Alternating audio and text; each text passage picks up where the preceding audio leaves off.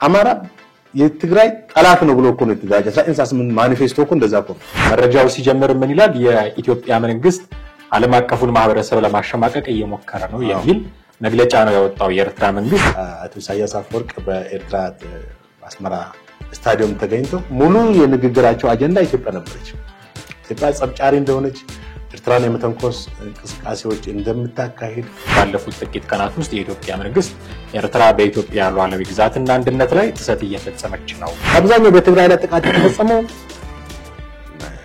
ትግራይን ሀብት መዝረፍ ላይ ትላልቅ ፋብሪካዎችን ነቅሎ መውሰድ ግለሰቦችን ንብረት መዘረፍ ከብቶች ሳይቀር መዘረፍ በክልሉ በጣም የተደመጠ ብዙ ሰዎች ያወሩት ጉዳይ ሴቶች መደፈር አካላዊ ጥቃቶች መፈጸም የትግራይ ወጣቶችን በያሉበት በጥይት መምታት የመሳሰሉት የኤርትራ ሰራዊት የጦርነት ስጋት አለ ኢትዮጵያ እንዲህ ያደረገችኝ ነው ለጦርነት ራሷን እያዘጋጀችኝ ነው ከሚለው ክስ ባሻገር ከህዋት ጋር ደግሞ እንደው ተመሳሳይ ገጽ ላይ የመሆን ነገራቸውን ሰጣይ ኤርትራና የሻዕቢያና ወያኔ ከተዋሃዱ እንደገና አንድ ከሆኑ በጣም ለዚህ መንግስት ወይም ለብልጽግና መንግስት እጅግ ፈታኝ ነው የሚሆነው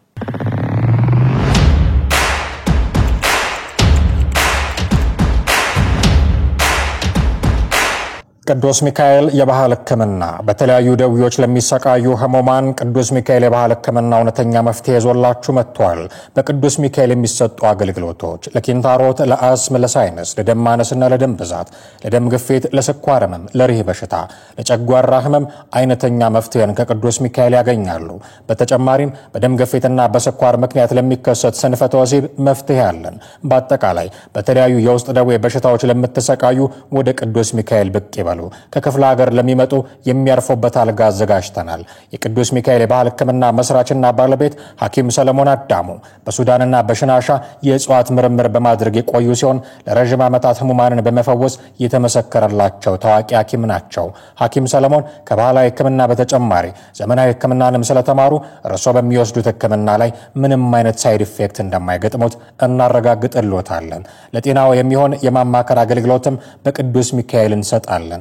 አድራሻ አዲስ አበባ ቦሌ ሚካኤል ቤተክርስቲያኑ ፊት ለፊት ያለው ህንጻ ንግድ ባንክ ያለበት ሁለተኛ ፎቅ። ዱባይ መታከም ለምትፈልጉ ውምጺማ አካባቢ ቀጠሮ በማስያዝ መምጣት ይችላሉ። ስልክ 0989 020202 ወይንም 0911 810736 ቅዱስ ሚካኤል የባህል ሕክምና። ሰላም ጤና ይስጥልን ውድ ቤተሰቦቻችን እንዴት አላችሁ? ዘኢትዮጵያን እየተከታተላችሁ ትገኛላችሁ። ወቅታዊ ፕሮግራማችን ላይ ነን። ጥላውና ክሊሉና ማደገፋ ከእናንተ ጋር ቆይታ እናደርጋለን። በዛሬው ፕሮግራማችን ከኤርትራ መንግስት በኩል የተሰነዘረ ወይወጣ አንድ መግለጫ አለ።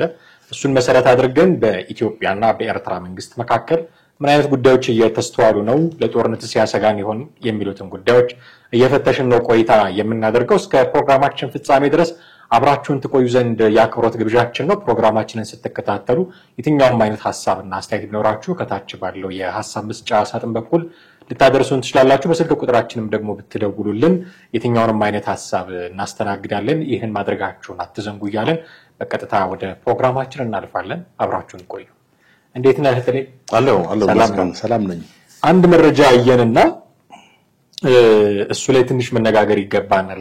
የኤርትራን ጉዳይ አንድ ላይ ማንሳት ያስፈልጋል በሚል ነው። መረጃው ሲጀምር ምን ይላል? የኢትዮጵያ መንግስት ዓለም አቀፉን ማህበረሰብ ለማሸማቀቅ እየሞከረ ነው የሚል መግለጫ ነው ያወጣው የኤርትራ መንግስት። ባለፉት ጥቂት ቀናት ውስጥ የኢትዮጵያ መንግስት ኤርትራ በኢትዮጵያ ሉዓላዊ ግዛትና አንድነት ላይ ጥሰት እየፈጸመች ነው በማለት ክስ ለመመስረት ለተባበሩት መንግስታት ድርጅት እንዲሁም ለበርካታ የሀገርና የመንግስት መሪዎች ደብዳቤ በመላክ ጭምር ዲፕሎማሲያዊ ዘመቻዎችን አጠናክሮ እንደቀጠለ ነው የሚናገረው። ይሄ እንግዲህ የኢትዮጵያንና የኤርትራን አሁን ያለውን ነባራዊ ሁኔታ በግልጽ ያሳያል ብዬ አስባለሁ። በኢትዮጵያና በኤርትራ መካከል እንግዲህ ከፍተኛ ውጥረት ተከስቶ ይሆን የሚል ስጋት ላይም የሚጥለን ይሆናል። ከዚህ መግለጫ በፊት የነበሩ በቃላት ይደረጉ የነበሩ አንዳንድ ምልልሶችም ነበሩ በከፍተኛ የሥራ አመራር ቦታ ላይ ባሉ ሰዎች ጭምርና በኢትዮጵያና በኤርትራ መካከል ያለው ውጥረት ምንድነው የሚመስለው? ኦኬ እንግዲህ ኤርትራና ኢትዮጵያ ማለት በሁለቱ መካከል የነበረው ግንኙነት እየሻከረ የመጣው እንደሚታወቀው እንግዲህ ለ20 ዓመት ያክል በግጭት ውስጥ ወይም ጦርነት አልባ በሆነ ግጭት ውስጥ በነበሩበት ወቅት ከዛ በኋላ ጠቅላይ ሚኒስትሩ ወደ ስልጣን ሲመጡ ነው በሁለቱም ሀገራት ግንኙነት እንደገና ታደሰው። ይሁንና ከፌደራል መንግስት ከትግራይ ጋር በነበረው ጦርነት ወይም ከህወሓት ጋር በነበረው ጦርነት ጣልቃ ገብቶ ጥቃት ፈጽሟል በትግራይ ላይ። አሁን ከዛ በኋላ ነው እንግዲህ ሁኔታዎች ትንሽ የተበላሹ ዲክላይን እያደረጉ መምጣት የጀመሩት። አሁን ደግሞ የበለጠ የተጋጋሉ መጡ። በተለይ ባለፈው 34ኛ ዓመት የነጻነት በዓላቸውን ሲያከብሩ በነበረበት አቶ ኢሳያስ አፈወርቅ በኤርትራ አስመራ ስታዲየም ተገኝተው ሙሉ የንግግራቸው አጀንዳ ኢትዮጵያ ነበረች። ኢትዮጵያ ጸብጫሪ እንደሆነች፣ ኤርትራን የመተንኮስ እንቅስቃሴዎች እንደምታካሂድ፣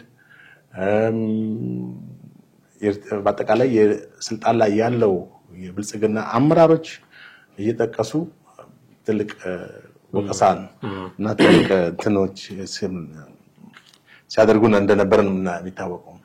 እና አሁን ደግሞ የኤርትራ መንግስት በወጣው መግለጫ የኢትዮጵያ ትንኩሳ እያካሄደች ነው ለተባበሩት መንግስታት በርካታ ለኤርትራ ሉዓላዊ ግዛትን ጥሳለች በማለትም ይታወቃል።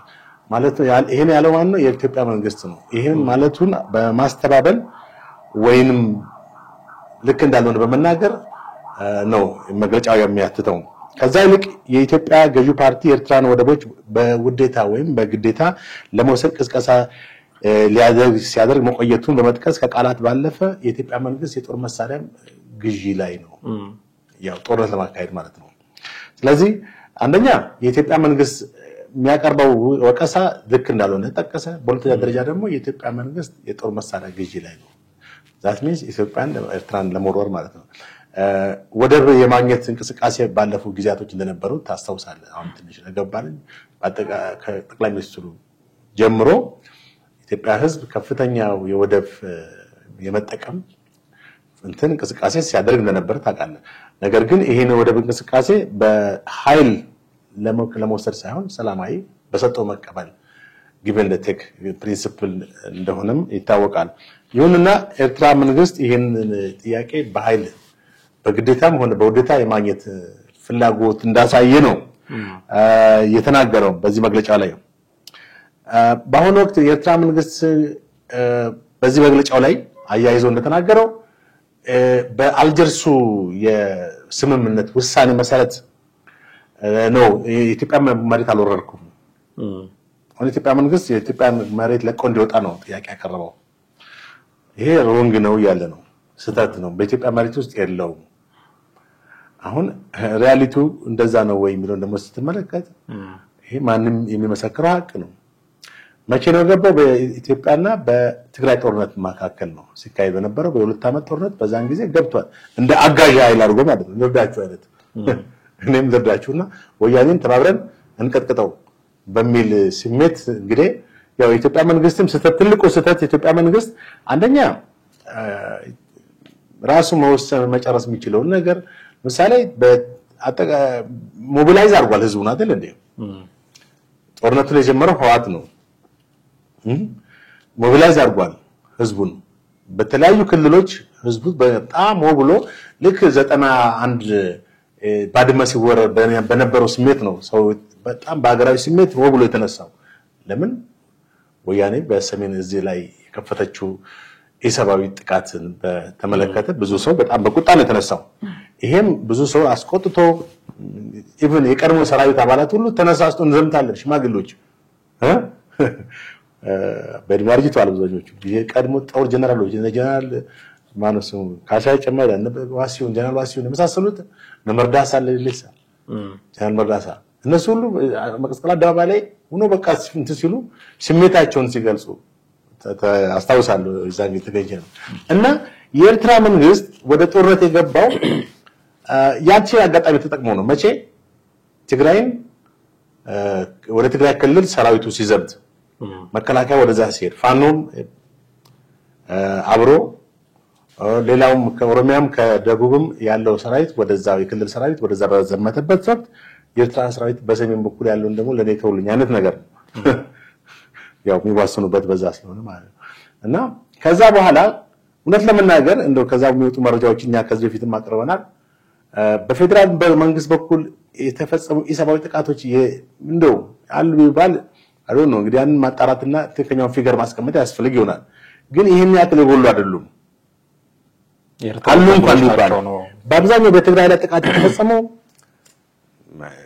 ትግራይን ሀብት መዝረፍ ላይ ትላልቅ ፋብሪካዎችን ነቅሎ መውሰድ የግለሰቦችን ንብረት መዘረፍ ከብቶች ሳይቀር መዘረፍ በክልሉ በጣም የተደመጠ ብዙ ሰዎች ያወሩት ጉዳይ ነው ሴቶች መደፈር አካላዊ ጥቃቶች መፈጸም የትግራይ ወጣቶችን በያሉበት በጥይት መምታት የመሳሰሉት የኤርትራ ሰራዊት አንደኛ በሁለቱ ጋር መካከል የነበረ ቆሾ አለ ታውቃለህ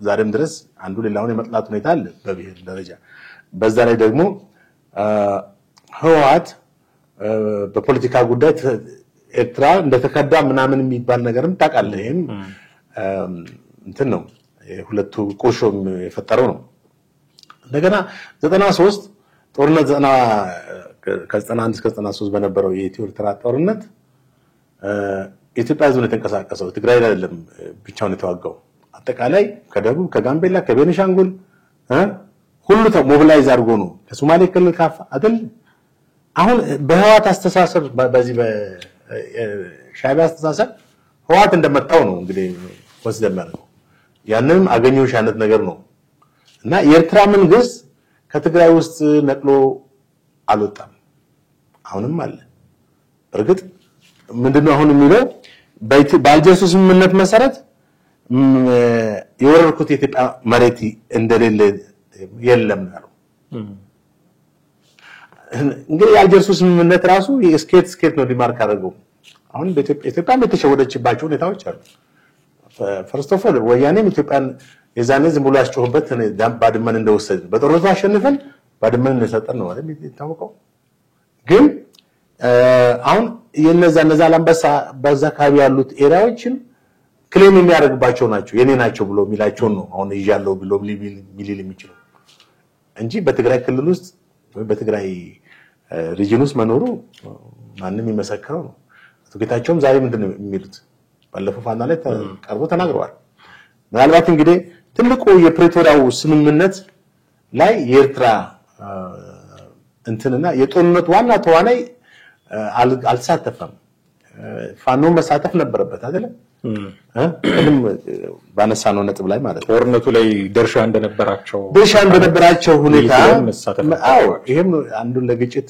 መንስኤ ሊሆን ሆኗል ገብቷል ኤርትራ መንግስት ያሳተፋል ነበር በትግራይና በኤርትራ ግን አሁንም በኢትዮጵያና በኤርትራ መንግስት መካከል ምናልባት እንግዲህ ወደፊት ሁለቱ ሊጓቡበት የሚችሉት እንትኖች አይኖርም አንልም አሁን ባለው ተጨባጭ ሁኔታ ግን በሁለቱ መካከል የከረረና ወደ ጦርነት ሊያስገባ የሚችሉ ግንኙነቶች አሉ አንደኛ የኢትዮጵያ መንግስት በኃይል ልውሰድ አሰብን በኃይል ተጠቅልል ብሎ የሚያነሳ መንግስት አይደለም ያንን ቢያነሳም ዓለም አቀፍ ህግ አይፈቅድለትም አሁን ኢትዮጵያ አሰብ በታሪክ ኢትዮጵያ ወደብ ነው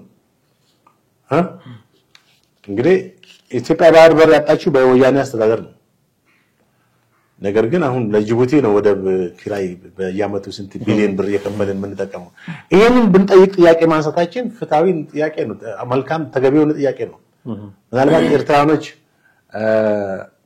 ይሄን ቢያከራዩ ወደቡን ተጠቃሚ ይሆናሉ በኢኮኖሚ ዛሬ ካለባቸው ኢኮኖሚ እንትኑ ብዙ ቤኔፊት ያገኛሉ ልክ እንደ ጅቡቲ ማለት ነው ጅቡቲ የቆመችው እንደ ሀገርም እንትን ያለችው በኢትዮጵያ ነው ብዬ ብለ አላጋነንኩም ያቱን በየአመቱ 5 ቢሊዮን ዶላር ማለት ጅቡቲ ለምታከለ 3 ሚሊዮን ለማይሞላ እጅ ከፍተኛ ገቢ ነው በወደብ ኪራይ የሚሰጥ ተመሳሳይ ኤርትራ መንግስትም ያን ሊያገኝ የሚችልባቸው ሁኔታዎች አሉ ነገር ግን የጸብጫሪነትና አሁንም ልክ እንደ ወያኔ ያልተላቀቀው መንፈስ አለ የጦረኝነት እና በኤርትራ ውስጥ አሁን በ34 አመት ውስጥ ምን አይነት ኢኮኖሚ ለውጦች መጡ በኤርትራ ወጣቶችስ በዚህ 34 አመት ምን ተጠቀሙ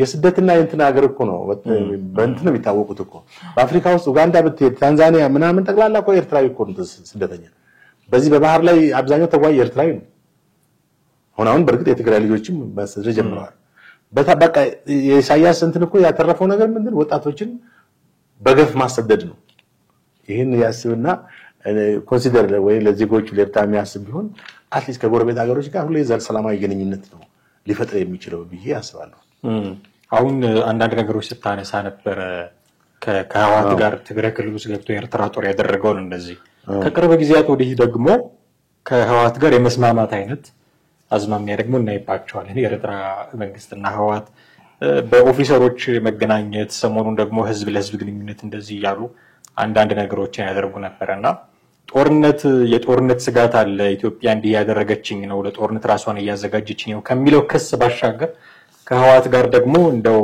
ተመሳሳይ ገጽ ላይ የመሆን ነገራቸውን ስታይ ለፌደራል መንግስቱ ምን ያሰጋዋል ብለህ ትገምታለህ? በጣም የብዙ ሰው ስጋትም ይሄ ነው። በኢትዮጵያ ውስጥ አሁን ብዙ ሰዎች የሚያወሩትም ኤርትራና የሻዕቢያና ወያኔ ከተዋሃዱ እንደገና አንድ ከሆኑ በጣም ለዚህ መንግስት ወይም ለብልጽግና መንግስት እጅግ ፈታኝ ነው የሚሆነው። ወይም ለኢትዮጵያ መንግስት የብልጽግና ፓርቲ ነው ይቅርታ፣ የኢትዮጵያ መንግስት እጅግ ፈታኝ ነው የሚሆነው። ምክንያቱም አንደኛ እነዚህ ሁለቱ ኃይሎች ጥንትም የሚተዋወቁ ናቸው። እንደ አዲስ አይደለም ግንኙነት የሚጀምሩት። በታሪክም ሁለቱም ጥምረት ፈጥረው ነው ደርግ ስርዓትን እንግዲህ ጣሉት አይደለም። ስለዚህ ስለ አንድነት ምንም ልትነግራቸው አትችልም። እንዴት መዋሃድ አለባቸው ከተስማሙ ማለት ነው። እንዴት ኮalition ፈጥረው ይሄን መንግስት ላይ ጥቃት ሊፈጽሙ እንደሚችሉ ያውቁታል። ግን ዋናው ነገር በሪዮት ዓለም ደረጃ አሁን ባላችሁ ቁመና ፖለቲካዊ አመለካከት ደረጃ ይስማማሉ ወይ? ያንን ቁርሻቸውን በ27 ዓመት ውስጥ እንደገና ደግሞ ከዛ በኋላም ደግሞ ስልጣን ከለቀቀ ወያኔ በኋላም ገብቷል ደምተ የመቃባት ሁኔታ አለ በሁለቱ መካከል። አንዱ ሌላውን የማጥቃት ሁኔታ አለ። ምሳሌ በ91 ጦርነት ህወሓት የኢትዮጵያ ህዝብ ጋር ነው ከኢትዮጵያ ህዝብ ጋር የተዋጋው የኤርትራ መንግስት።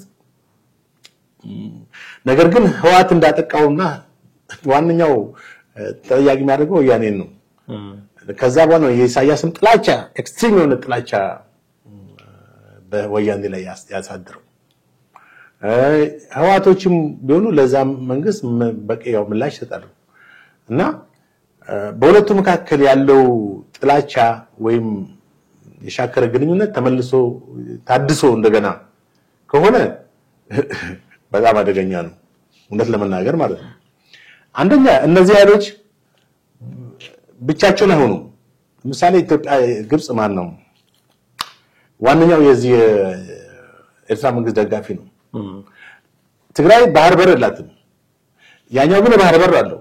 ይሄም አንዱ ለጦርነት ትልቅ ስትራቴጂ ማስተንተን ነው እና ሁሉ ጊዜ በጣም በልቃት መከታተል ያስፈልጋል። የሁለቱ ግንኙነት ሁለቱ አገራት ልበላቸው እንጂ ያው አኛው አገር ነው እንደ ሀገር ነው አክት ያደርጋሉት እና ማለት ያኛው ሀገር ነው ኦሬዲ ይሄም እኮ እንደ ሀገር ነው ቲፒኤልኤፍን ማለት ነው ቲፒኤልኤፍ ህወሓት።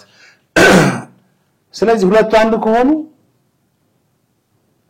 እንግዲህ እንደሚባለው ከሆነ ደግሞ ፋኖም አብራቸው ከሆነ አለቀ ማለት አለቀ ስለ የጠላት ወዳጅ ነው የሚል ብዙ ነገሮች ብዙ ግልጽ ጦርነቶች ይከፈታሉ ማለት ነው። እዛ ምናልባት የኦሮሞ ነጻነት ሰራዊትም አሁን ይሄ ጦርነት መነሳት ለማን ነው ሁሉ ጊዜ ደስተኛ በቃ ትልቅ ድል አድርጋ የምትመለከቱ ግብጽ ነች። ኢትዮጵያ ታሪካዊ ጠላት እንግዲህ ግብጽ ነች። ግብጽ የኢትዮጵያን ሰላም፣ የኢትዮጵያን እድገት፣ የኢትዮጵያን ብልጽግና በፍጹም የማትፈልግ ሀገር ነች። ባይ ኤኒሚስ በቃ ኢትዮጵያን የምታዳክምበት የውስጥ ሰላሟን የምታደፈርስበትን መንገድ ሁሉ በማስወዷ ነበር በታሪክ ማለት ነው። እንግዲህ ያስብ ወደ ኋላ መለስ ብለ ማነው ሻዕቢያን የፈጠረው ማን ነው? ጀብሃ የሚባል ነው። የማንም ያውቀው ግልጽ ነገር ነው። ጀብሃ የተፈጠረው ግብጽ ውስጥ ካይሮ ነው። ግብጾች ናቸው የፈጠሩት። በቃ ኢትዮጵያን ሰላም የሚነሳ ኤርትራን የሚገነጠል ፓፓንት ተብሎ ከዛስ ወያኔ በርግጥ በደደቢት በረሃ ላይ ተቋቋመች 1967 ቢሆንም ግን ያሰለጠነ ያደራጀ ያስታጠቀ ሻዕቢያ ነው። ገብቷል። ስለዚህ ዞሮ የሁሉ ምንጭ ማን ነው? ግብጽ ነው። ዛሬስ ግብጽ አርፋ ተቀመጣለች ወይ የሚለውን የባለም አቀፍ ድርድር ተካሄደ ናይል ኢኒሺዬቲቭ ምናምን እሱን ተው ገብቷል። ሁሉ ጊዜ ግብጾች ሁለት ሶስት ፖለቲካ ነው አንድ ላይ የሚሰሩት። አንዱን ፊት ለፊት ለሚዲያ ያደርግላል፣ ሁለተኛውን ለሆነ ነገር ያደርጋል፣ ሶስተኛውን ዋናውን ነገር ከጀርባ የሚሰራውን ስራ አቋል ግብጽ የተካኑበት ነው። እዚህ ላይ ያና አምባሳደሩን ማን የአሜሪካን ዲፕሎማት እንዴት እንዳጠመዱት ጉቦ ተቀብለው አምና ቀረብ ነው ማለት ነው። እና እንደዛ ሸፍጥ የሚሰሩ ሰዎች ናቸው። አሁንም ከኤርትራ መንግስት ጋር የጠበቀ ግንኙነት አለ። አሁን የኤርትራ መንግስት ይሄን መግለጫ አወጣ በእርግጠኛነት በግብጽ ድጋፍ ነው አውጣ መግለጫውን ብሎት ሊሆን ይችላል ሳይንስ ለምን ኢትዮጵያን ስታብል እንዳትሆን በኢትዮጵያ ውስጥ አንስታቢሊቲ ከተፈጠረ ኢኮኖሚውም ፖለቲካውም ሌሎች ነገሮችም ብዙ ነገሮች ይፈጠራል። እዚህ ቁጭ ብለው እኮ የግብጽን እንትን የሚፈልጉ ሰዎች አሉ እኮ በፖለቲካ ተደራጅተን ግብጽ ትረዳናለች ብሎ የሚያስቡ ሰዎች አሉ እኮ የምሬን እኮ ነው። ፖለቲካው ሲሆን ነገር ክሬት አድርገን የሆነ ፓርቲ ከፈጠርን በስነ ስርዓት አልሲሲ መንግስት የሆነ ጀባለናል ብሎ የሚያስቡ ሰዎች አሉ ማለት እንግዲህ በጣም ትልቅ ትሪዝን አገርን የመክዳት መጀመሪያ መንግስትን አንደኛ ሰላማዊ ትግል በማድረግ መቆም ትችላለን። ሁለተኛ ደረጃ ምትጥቅ ትግል ብታነሳ ምክንያታዊ የሆነ ትግል ኦኬ እሱን እንቶ ነገር ግን ችግሩ የሚሆነው ምንድነው በጣም የኢትዮጵያ ጠላት ከሆነች ሀገር ሄደ ከዛ ፈንድ ሲደረግል መሳሪያ ቀበው ሲካሄድል ሌሎች ስትራቴጂያዊና እንትኖች ሲቀርቡል በጣም ከባድ ነው። ትሪዝማ ኢትዮጵያ ያኛው የሚረዳ አካል ምን ስለ ኢትዮጵያ እድገት ሊፈልግ አይደለም። ያም የሚተረርተህም እኮ ከተሳካልህና ነገ መንግስት ቆንክ ጸቡ ደግሞ አሁን በታሪክ ብዙ የተከሰቱ ነገሮች አሉ። 1969 ሶማሌ ሲወረን እውነት ለመናገር ህዋት የሚጠበቅ ነው ከእንትና ጋር ነበር ከሶማሌ መንግስት ሀገር ህዋት ማነው ያፓም ረድቷል እኮ ከማነው ስሙ ጋር ከዚያድ ባሬ ጋር ይሄ ታሪክ አለ። ከባ መስራው ስራ ዛሬ ብቻ ሳይሆን ወደፊትም ለትውልድ እንደሚተላለፍ ማወቅ ያስፈልጋል። ያፓ ግን ዛሬ ክዳል ተወሰነሱ አናንሳ ለማንኛውም ለምን አሁን ሰላማዊ ፖለቲካ ትግል መስርተው እየተንቀሳቀሱ ያሉ ስለሆኑ ያለፈን ታሪክ አንድ ፓርቲ ከተስተካከለ ብሎ ጤናማ ፖለቲካ ማራመድ ከጀመረ ምን አሁን ችግሩ የህዋት ጉዳይ ነው። ጤናማ ነው ስትለው እንደገና የሆነ ነገር ውስጥ ይገባል። ሊሆንም አይችልም። በመጀመሪያ ሲጠነሰስም ጀምሮ ህዋት ጸረ ኢትዮጵያ ሆኖ የተጠነሰሰ ድርጅት እንዴት ነው ፎር ኢትዮጵያ የሚሆነው? ሲጠነሰስ እኮ አማራ የትግራይ ጠላት ነው ብሎ እኮ ነው የተደራጀ 1968 ማኒፌስቶ እኮ እንደዛ እኮ ነው። ኢትዮጵያ የትግራይ ቀኝ ገዢ እኮ ነች ብሏል እኮ። አሁን ያኛው እንኳን ትግራይ ማን ኤርትራ እንደዛ ቢል ኦኬ ለያስከው አንድ ነጥቦች ሊኖሩ ይችላሉ። እንደ ሪያሊቲ ግን እንዳልሆነ ይታወቃል። ትግራይ እኮ ትግራይም ህዋት ማለት ነው የኢትዮጵያ ቀኝ ገዢ ነበረች ማለት ትግራይ እኔ ኢትዮጵያ የምትባለው አንዳንድ ሀገር ግራ ይገባኛል። ማለት የትኛው ነች ኢትዮጵያ ያለው ሌሎችም ኃይሎች ኢትዮጵያ በቀኝ ግዛት ገዝታናለች ብሎ የሚለው ኦነግ እኮ እንደዛ ያለው ነበር።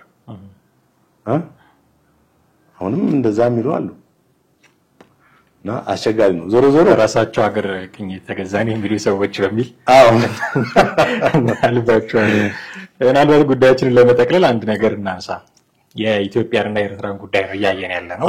ስጋቶች አሉ፣ መግለጫዎች ይወጣሉ፣ በባለስልጣናት ደረጃም የቃላት ምልልስ ይደረጋል።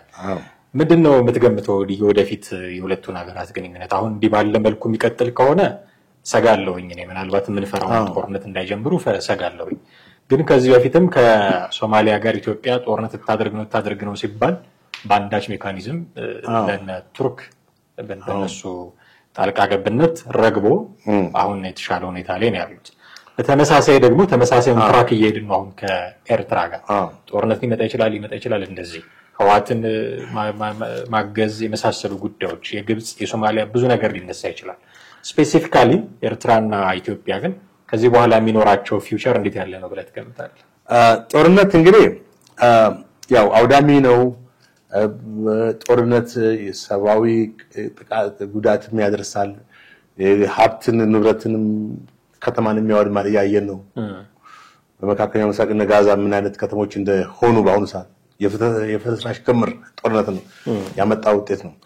አሁን ጦርነት ይሄ ቢሆንም አንዳንድ ጦርነት የህልውና ጉዳይ የሆነበት ሁኔታ አለ። ለምሳሌ አሁን በሰሞኑ በኤርትራ ማነው በእስራኤልና በኢራን መካከል የተካሄደውን ጦርነት 12 ቀን ፈጀው በድል አሸንፈናል አሉ ማናቸው ሁለቱም ወገን ድል እንዳደረገ ነው። ኢራን አያቶላም ትላንትና አሜሪካና እስራኤልን ድል አድርገናል ብለው ተናግረዋል። ህዝባቸው ከሳምንት በኋላ ከተደበቁበት ማለት ነው።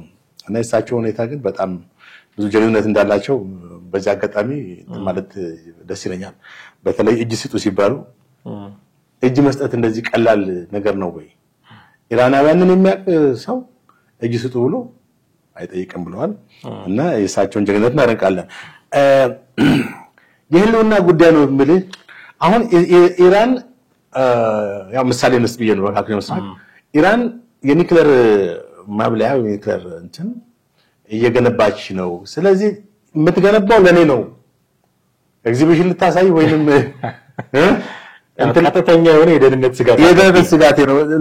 ምንም ገነባች ምንም ሚሳኤልም ባላስቲክ ሚሳኤልም ምንም ለኔው ነው እስራኤል ለኔ መጥፊያ ነው።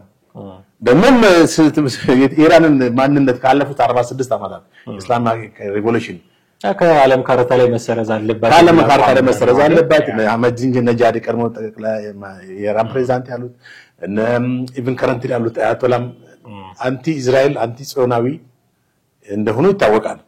ስለዚህ አሁን የህልውና ጉዳይ ነው ለእስራኤል ይህን ጥቃት ትክክል ነች ትክክል አይደለም እሱን እንተው ብዙ የተወራበት ዛሬም ድረስ የተወራበት ያለው ነው። እኛ የእስራኤልም የኢራንም ደጋፊ ስላልሆነ ማለት ነው እንደ ሚዲያ ባለሙያ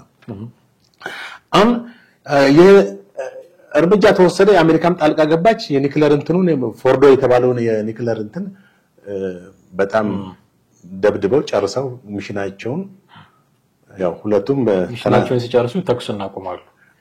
የዚህ ዘመን ጦርነት በጣም አስቂኝ ነው ይሆነ አሜሪካ ጉና ሚሽናቸውን ልክ አሜሪካ ከተከተከሰ አሁን ተመልከቱ ወደዚህ ወደኛ ስትመጣን ያው እኛም ዝም ብሎ እንደ ድሮአነት ጦርነቶች ይችላል ምን አካሄደው በአሁኑ ሰዓት የአድዋ ዘመን ጦርነት የሶማሊያን ጦርነት አይደለም እናካሄደው። ድሮኖች አሉን ጀቶች አሉን F16 እና F35 F22 ባይኖረንም B2 ባይኖረንም ባልቅ ጦር ጀቶች አሉ እዚህ ዙ23 ግን አናጣ አዎ ይሄ ሩሲያ ሰራሽ እንትኖች አሉ ከዩክሬን ተገዙ የሚባሉም አሉ እና በጣም ዘመናዊ ጀቶች እንደሚሆኑ ነው ማሰብ።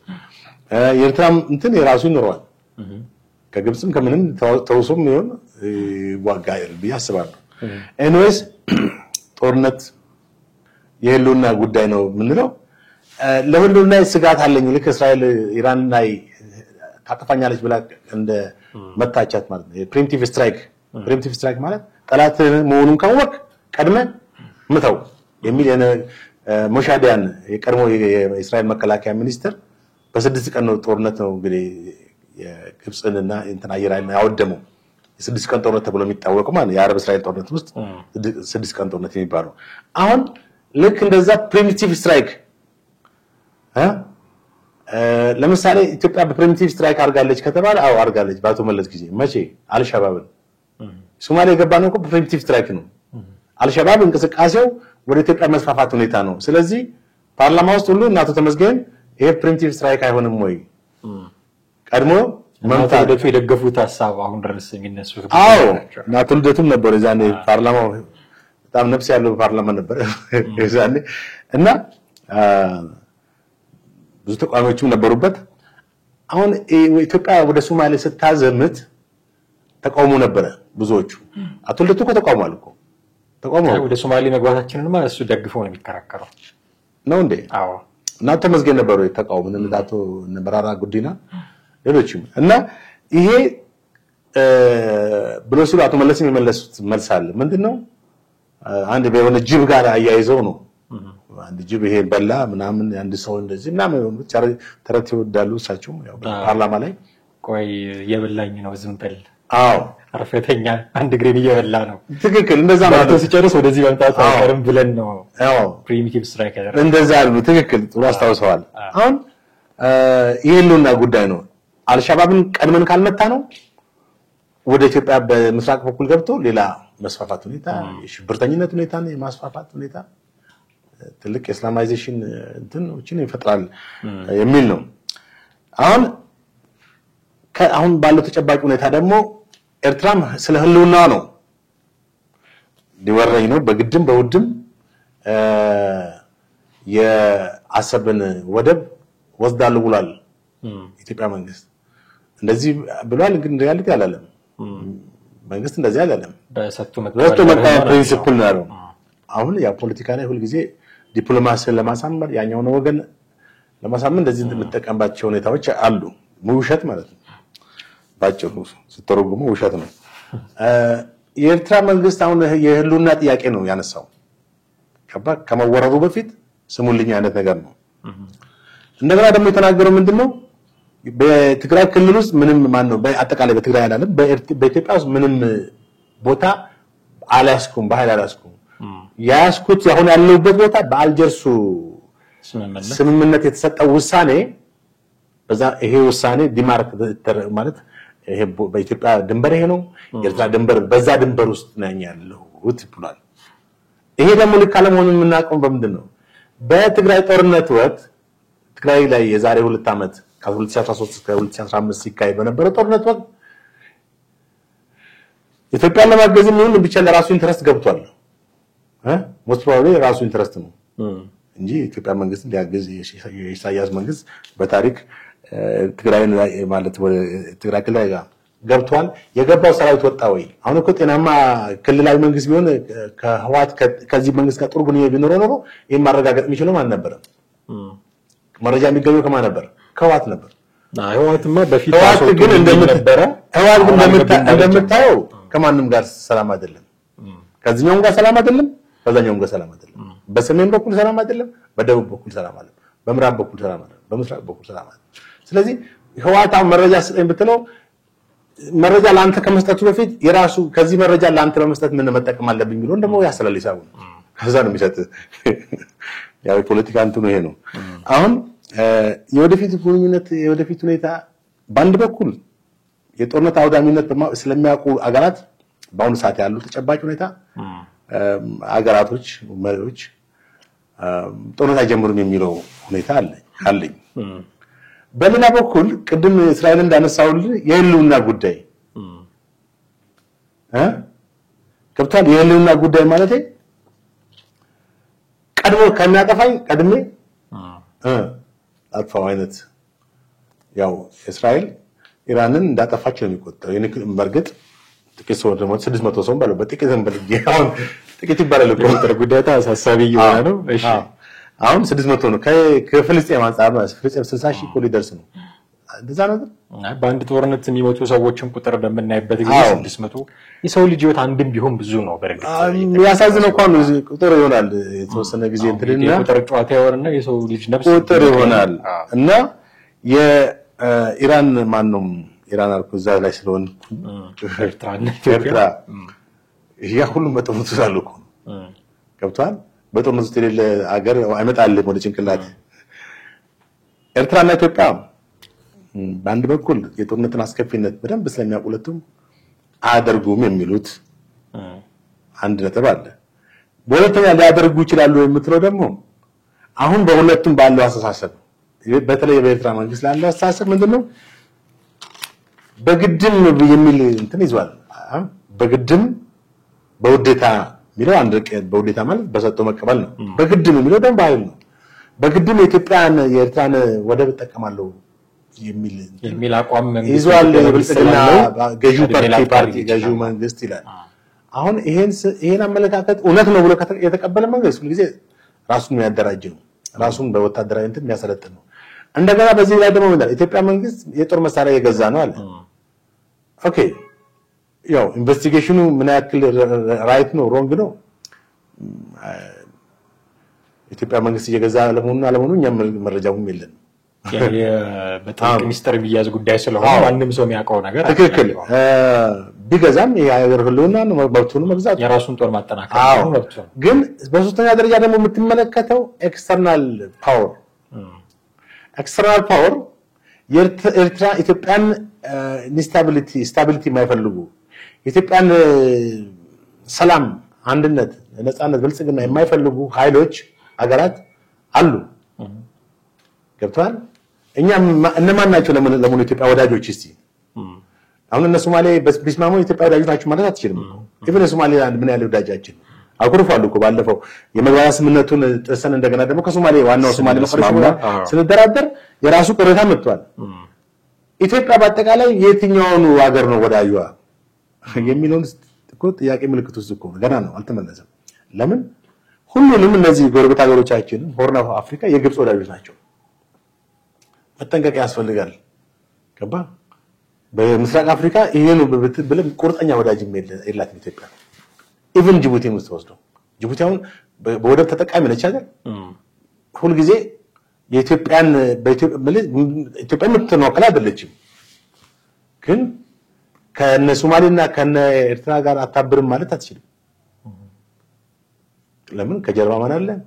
ግብጽ አለ። ግብጽ አጠቃላይ ሆርን ኦፍ አፍሪካን በደንብ በመነጽር ሀገር ነው። እያንዳንዱን በቀን የምታስገባውን ሂሳብ ሁሉ የሚያቆም ይመስለኛል ሳስበው። እና ግብጽ ጋር ሰላም እስካልሆነ ድረስ ከግብጽ ጋር ዘላቂነት ያለው ሰላም እስካልፈጠርን ድረስ ጎረቤቶቻችን ጋር መተነካከሳችን የማይቀር ነው። ከዚህ አንፃር ደግሞ ጦርነት ይከሰታል የሚል እንትናል። አንደኛ የህልውና ጉዳይ፣ ሁለተኛ ደግሞ የሌሎች ኤክስተርናል ጦርነት የሚደረግበትም አይደረግበትም አጋጣሚዎች ሊኖሩ ይችላሉ ነው። በጣም አድርጌ አመሰግናለሁ። ውድ ተመልካቾቻችን እናንተም ከኛ ጋር ነበራችሁ ቆይታ እጅግ አድርገን ነው የምናመሰግነው። የዛሬውን እዚህ ላይ ያብቀተናል። የትኛውም አይነት ሐሳብና አስተያየት ሲኖራችሁ በስልክ መስመራችን በመደወል እና ደግሞ ከታች አስተያየቶቻችሁን በመጻፍ ልታደርሱን ትችላላችሁ። የዛሬውን እዚህ ላይ እናበቃለን። ጥላሁንና ማክ እናንተ ጋር ቆይታ ያደረግን ጤና ይስጥልኝ። ቅዱስ ሚካኤል የባህል ሕክምና በተለያዩ ደውዮች ለሚሰቃዩ ህሙማን ቅዱስ ሚካኤል የባህል ሕክምና እውነተኛ መፍትሄ ይዞላችሁ መጥቷል። በቅዱስ ሚካኤል የሚሰጡ አገልግሎቶች ለኪንታሮት፣ ለአስም፣ ለሳይነስ፣ ለደም ማነስና ለደም ብዛት፣ ለደም ግፊት፣ ለስኳር ህመም፣ ለሪህ በሽታ፣ ለጨጓራ ህመም አይነተኛ መፍትሄን ከቅዱስ ሚካኤል ያገኛሉ። በተጨማሪም በደም ግፊትና በስኳር ምክንያት ለሚከሰት ስንፈተ ወሲብ መፍትሄ አለን። በአጠቃላይ በተለያዩ የውስጥ ደዌ በሽታዎች ለምትሰቃዩ ወደ ቅዱስ ሚካኤል ብቅ ይበሉ። ከክፍለ ሀገር ለሚመጡ የሚያርፉበት አልጋ አዘጋጅተናል። የቅዱስ ሚካኤል የባህል ሕክምና መስራችና ባለቤት ሐኪም ሰለሞን አዳሙ በሱዳንና በሽናሻ የእጽዋት ምርምር በማድረግ የቆዩ ሲሆን ለረጅም ዓመታት ህሙማንን በመፈወስ የተመሰከረላቸው ታዋቂ ሐኪም ናቸው። ሐኪም ሰለሞን ከባህላዊ ሕክምና በተጨማሪ ዘመናዊ ሕክምናንም ስለተማሩ እርሶ በሚወስዱት ሕክምና ላይ ምንም አይነት ሳይድ ኢፌክት እንደማይገጥሙት እናረጋግጥልዎታለን። ለጤናው የሚሆን የማማከር አገልግሎትም በቅዱስ ሚካኤል እንሰጣለን። አድራሻ አዲስ አበባ ቦሌ ሚካኤል ቤተክርስቲያኑ ፊት ለፊት ያለው ህንጻ ንግድ ባንክ ያለበት ሁለተኛ ፎቅ። ዱባይ መታከም ለምትፈልጉ ውምጺም አካባቢ ቀጠሮ በማስያዝ መምጣት ይችላሉ። ስልክ 0989 020202 ወይንም 0911 810736 ቅዱስ ሚካኤል የባህል ሕክምና